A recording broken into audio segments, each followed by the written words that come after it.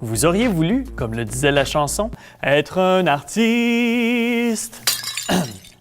Eh bien, pour 136 000 Canadiens, le rêve est devenu réalité.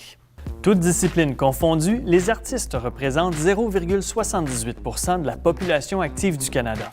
Mais certains coins de pays semblent plus propices à la créativité. C'est la Colombie-Britannique qui vole la vedette, avec 1,08 % de sa population active qui exerce des professions artistiques, pour un total d'environ 25 000 artistes. L'Ontario fait aussi un grand jeté au-dessus de la moyenne nationale, les artistes constituant 0,87 % de sa population active.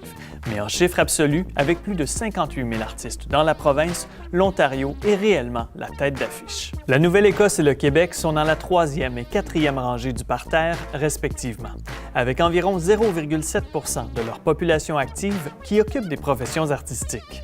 Encore une fois, si on considère les chiffres absolus, le tableau change. Le Québec donne une réplique solide à la Colombie-Britannique avec plus de 28 000 artistes au pays de Michel Tremblay. En revanche, avec un maigre total de 560 artistes, le Yukon, les territoires du Nord-Ouest et le Nunavut ont l'air d'une tragédie grecque en 3 actes. Mais, coup de théâtre, si on rapporte ce nombre en pourcentage, on découvre que 0,98 % de la population active du Grand Nord occupe des professions artistiques, ce qui ramène les territoires en 2e place du classement national. Enfin, certains pensent qu'une vie d'artiste, c'est une vie de riche. Riche en émotions, peut-être, mais pour le reste, le revenu moyen des artistes canadiens est inférieur de 32 % à celui de l'ensemble de la population. Le clou du spectacle?